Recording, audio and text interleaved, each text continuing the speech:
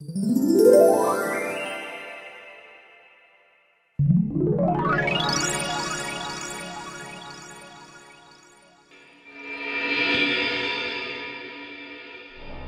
অনুষ্ঠান শেষে কবিতার থেকে আমাকে জানতেই হবে সূর্য কি সত্যি কবিতাকে পছন্দ করে। কিন্তু জেনেই বা এখন কি লাভ? আমার ভাগ্যে যা ছিল তাকে আর পরিবর্তন করা সম্ভব হবে? এবার তাহলে বুবুকে আমরা গায়ে হলুদ দিতে শুরু করি। বড় মা, তুমি প্রথম তোমার মেয়ের গায়ে হলুদ ছুঁয়ে দাও, তারপর একে একে সবাই আমরা বুবুকে হলুদ দেব। এরপর উর্মিলতাকে তার মা গায়ে হলুদ ছুঁয়ে দেয়। তারপর একে একে সবাই উর্মিলতাকে গায়ে হলুদ দেয়। সেখানে উপস্থিত থাকা সকলের মাঝে শুধু সূর্যই বাকি থেকে যায়। সূর্যকে দিয়ে উর্মিলতার গায়ে হলুদ দেয়াবো, এরপরে দেখবো দুজনের প্রতিক্রিয়া কেমন হয়। এই যে সূর্য, বলছিলাম আমরা সবাই তো উর্মিলতার গায়ে হলুদ দিলাম, তাই না? একমাত্র উপস্থিত সকলের মাঝে তুমিই বাকি আছো যে কিনা এখনো উর্মিলতার গায়ে হলুদ ছোঁয়নি। তুমি বা বাকি থাকবে কেন? আর দেরি না করে তোমার বন্ধুকে গায়ে হলুদটা দিয়ে দাও। বন্ধু হয়ে বন্ধুর গায়ে হলুদ যদি না দাও তাহলে কিসের আনন্দ? ছোট মাঝে এসব কি করতে শুরু করলো না? সে ইচ্ছে করেই আমাদেরকে এমন বিব্রত পরিস্থিতিতে ফেলতে চাচ্ছে। জানি না আমাকে এত হেনস্থা করে সে কিসের এত আনন্দ পায়। আমি সূর্যকে ভালোবাসি, আর সে সূর্যকে না আমার বিয়েতে গায়ে হলুদ দেবে? না না না, এটা যে আমার কাছে বড় কষ্টের। আমি চাই না সূর্য থেকে গায়ে হলুদ নিতে। এটা যদি জানতাম তাহলে তখন সূর্যকে আমি আর বাধা দিতাম না। এটাই বরং ভালো ছিল যে ও চলে যাচ্ছিল। কেন যে ওকে আমি বাধা দিলাম? আমাকে শেষমেশ উর্মিলতার গায়ে হলুদ দিতে হবে? কি অদ্ভুত! যাকে এত ভালোবাসি আমি, তার অন্য কোথাও বিয়ে হয়ে যাচ্ছে, আর সেখানে আমি দাঁড়িয়ে দাঁড়িয়ে তার গায়ে হলুদ দেব? তবে কি আর করার, উর্মিলতাই তো আমার ভালোবাসা স্বীকার করলো না। ও নিজেও হয়তো চায় আমিও ওকে গায়ে হলুদ দেই। এই জন্যই তো আমাকে তখন জোর করে থাকতে বলেছিল, যাতে আমাকে আর একটু বেশি কষ্ট দেয়া যায়, আর এ পুরো বিয়েটাতে যেন আমি তার সাক্ষী হয়ে থাকি। ও তো এটাই চেয়েছিল। হ্যাঁ, আমি তোমার সব ইচ্ছাই পূরণ করবো উর্মিলতা, আমি সব পারি, শুধু তুমি দেখে যাও। কি সূর্য, কি এত ভাবছো বলো তো? এখনো দাঁড়িয়ে কেন আছো? দেবে না উর্মিলতাকে গায়ে হলুদ? কষ্ট হচ্ছে বুঝি খুব? উর্মিলতার সৎমা সবার সামনে এমন করে কেন কথা বলছে? মানুষ কি ভাববে? না না, কষ্ট কেন হবে? আমিও তো চেয়েছিলাম উর্মিলতার গায়ে হলুদ দিতে, কিন্তু আপনারা আবার কোথায় দোষ তুলবেন বলা তো যায় না। আমি চাই না আমার জন্য উর্মিলতার কোনো বদনাম হোক, আর এটাই ভাবছিলাম। আর এই কাজটা তো আপনি বেশি করে বেড়ান বলা যায়। আপনি তো উর্মিলতার পিছু লাগতে সেরা ওস্তাদ, তাই না? তবে আপনি এখন যখন নিজেই বলছেন, তাহলে আমার কোনো দ্বিধা নেই উর্মিলতাকে গায়ে হলুদ দিতে। দেখেছো এ সূর্য ছেলেটা কেমন কথার পিঠে কথা ফেরত দিল আমাকে সবার সামনে। ওই ভাবলাম সবার সামনে ওকে উর্মিলতার গায়ে হলুদ দেওয়ার কথা বলে হেনস্থা করব, তা না, ও দেখে উল্টো আমাকে অপমান করে দিল সবার সামনে। আর কিছু বলতেও পারছি না আমি, নয়তো আবার কোন কথা শুনিয়ে দেয় কে জানে। এ সূর্য আর রাঙ্গলি দুটাই শয়তান, সাথে উর্মিলতাটাও আছে, একটা ভেজা বেড়াল। এরপর সূর্য গিয়ে উর্মিলতার গায়ে হলুদ ছুঁয়ে দেয়,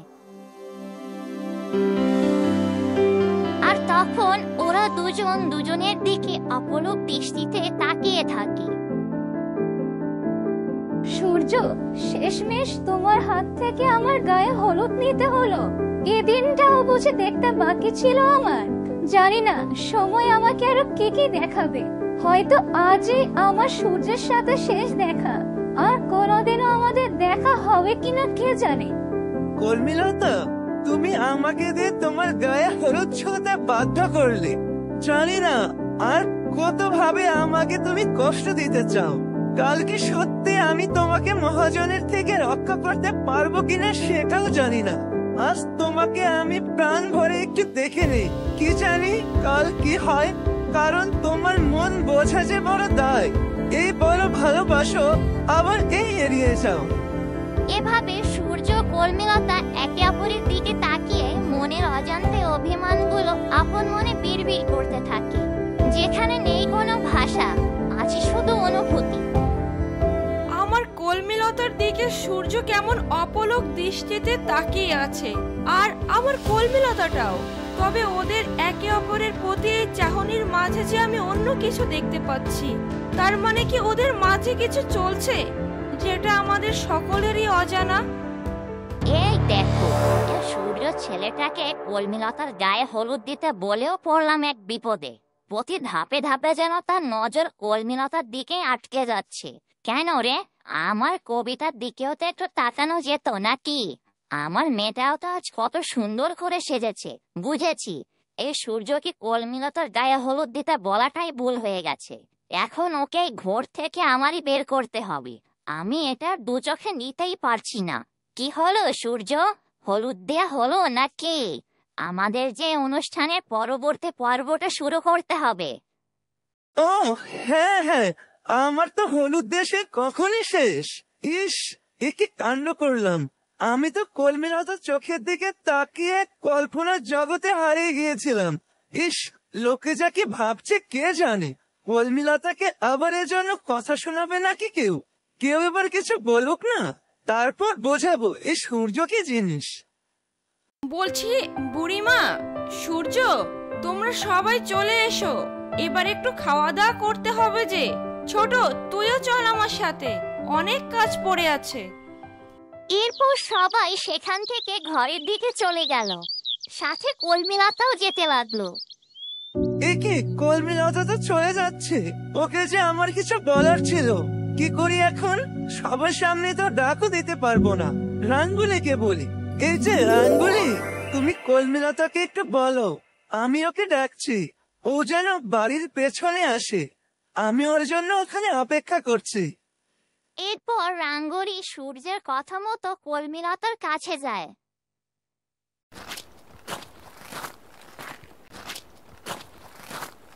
কলমিলতা দাঁড়াও, সূর্য তোমার জন্য বাড়ির পেছনে অপেক্ষা করছে। কি যেন বলতে চাই তোমাকে, দয়া করে তুমি সেখানে যাও। সূর্য আবার এখন কি বলতে চায়? ও যে হঠাৎ কি পাগলামি শুরু করলো কিছুই বুঝতে পারছি না আমি। যাই গিয়ে দেখি কি বলে আবার।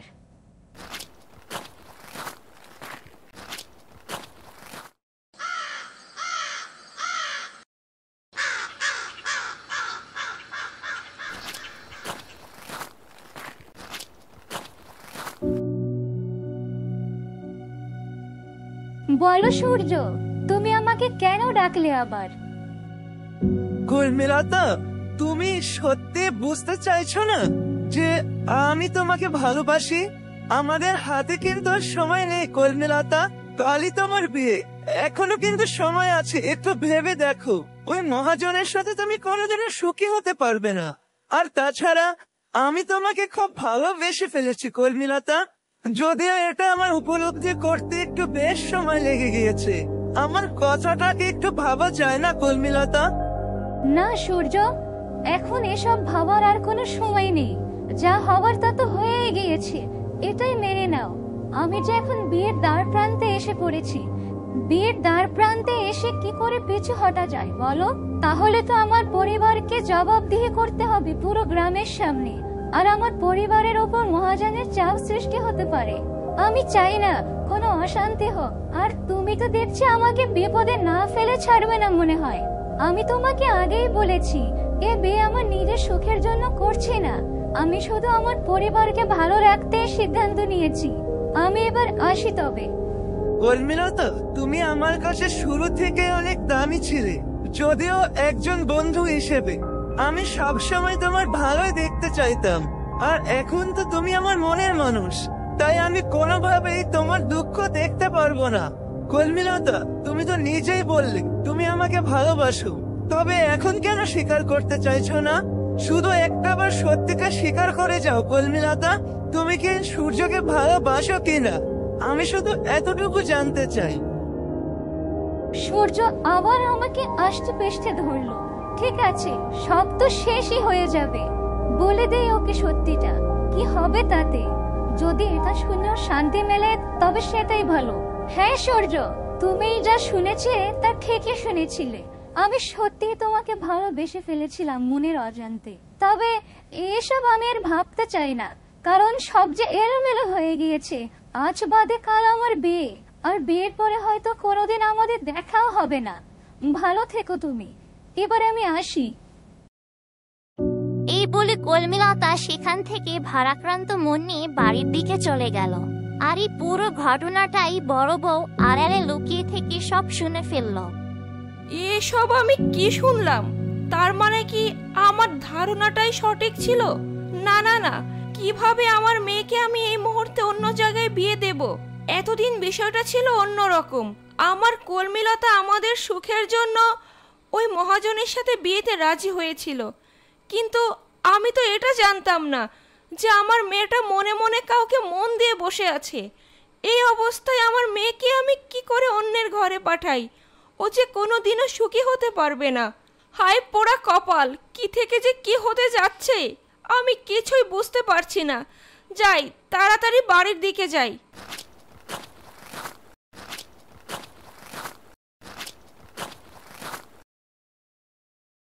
কে আমাকে কলমিলতা কি শুনিয়ে গেল? তার মানে কলমিলতা সত্যি আমাকে ভালোবাসে। হ্যাঁ, ও তো সেটাই স্বীকার করলো। তবে এবারে সূর্যকে কে থামায়? কে আটকাবে সূর্যকে?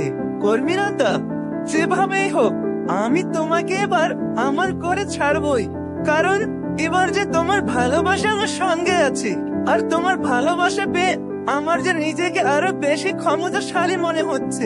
আমি যেভাবেই হোক এ বিয়ে আটকানোর চেষ্টা করবই, তবে সেটা কৌশলে। কারণ তুমি এভাবে মানবে না, তা আমার বোঝা হয়ে গিয়েছে। ঠিক আছে, তবে সেটাই হবে, আর সেটা তুমি খুব শীঘ্রই দেখতে পাবে। এই বলে সূর্য তার বাড়ির দিকে চলে যায়।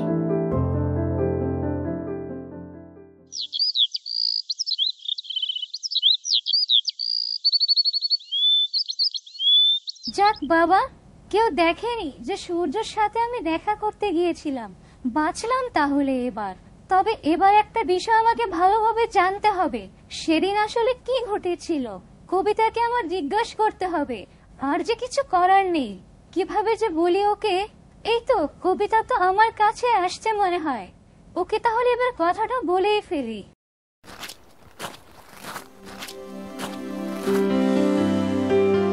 এরপর কলমিলতা কবিতার কাছে সেদিনের ঘটনাটা জিজ্ঞাসা করতে থাকে, আসলে কি ঘটেছিল সেদিন। আর এটা শুনে কবিতা হাসিতে ফেটে পড়ে। এই কথা জানতে চাইছো বুবু তুমি? তবে শোনো, সেদিন আসলে কি ঘটেছিল। সেদিন ঘটেছিল এক মজার ঘটনা। তুমি শুনলে আর হাসি থামাতে পারবে না। আসলে সেদিন তোমার জন্মদিনে আমি আর তুমি যে একই রঙের শাড়ি পরেছিলাম, তাই সূর্য ভাইয়া ভুল করে তোমাকে ভেবে আমার ঘরে ঢুকে পড়েছিল। আর আমি অন্যদিকে ফিরে থাকার কারণে সে বুঝতেই পারিনি যে আসলে সে কার সাথে কথা বলছে। তাই সে কিছু না জেনে তার আপন মনে তার মনের কথাগুলো বলে চলেছিল। তবে যখনই সে দেখলো এটা তুমি নাও, সেটা ছিলাম আমি, সে যে কি লজ্জা পেয়েছিল তা যদি তুমি দেখতে। আর বুবু জানো, আমার সেদিন থেকে মনে হয়েছিল মানুষটা তোমাকে খুব পছন্দ করে, বুঝলে তো? বড় ভালো মানুষ সূর্য ভাইয়া। আমি তাহলে এবার গেলাম বুবু।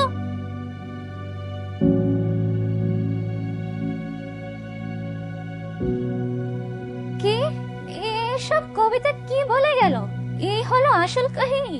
তাহলে সেদিন ছোট মা আমাকে ডেকে নিয়ে এটা কেন দেখালো? আর আমি নিজে কিছু বিচার বিবেচনা না করে সূর্যকে এতদিন এভাবে ভুল বুঝতে লাগলাম। ছি ছি ছি ছি ছি, আমি অজান্তে সূর্যকে কত অপমান করেছি, কতটা কষ্ট দিয়েছি। তারপরেও মানুষটা বারবার আমার দুয়ারে ফিরে এসেছে একটু ভালোবাসা পাওয়ার জন্য। আমি যেটা জানার পরে নিজেকে কিছুতেই ক্ষমা করতে পারছি না। সূর্য, আমাকে তুমি ক্ষমা করে দিও। এ আমি কি করে ফেললাম? যদি সেদিন ঘটনাটা আর একটু ঘেঁটে দেখতাম, তাহলে হয়তো আজ আমি বিয়ের সিদ্ধান্তটা নিতাম না। কিন্তু এখন কি হবে?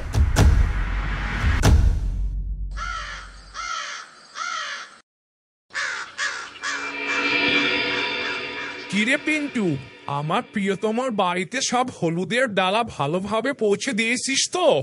হ্যাঁ মহাজন সাহেব, একদম ভালোভাবে পৌঁছে দিয়ে তারপরেই তো এলাম। যা, তাহলে তো আর কোনো কথাই নেই। এবার তাহলে গান বাজা। আজ তো আমার গায়ে হলুদ, তুই আর আমি দুজন মিলে একটু ফুর্তি করি, তা না হলে জমবে কি করে?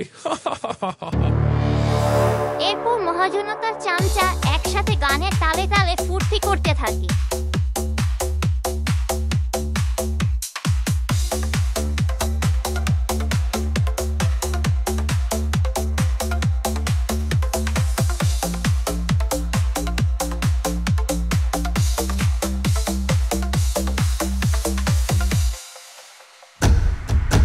বন্ধুরা, কি হতে চলেছে আগামী পর্বে? সূর্য কি কলমিলতার এই বিয়েটা ভেঙে দিয়ে কলমিলতাকে তার নিজের করে নিতে পারবে?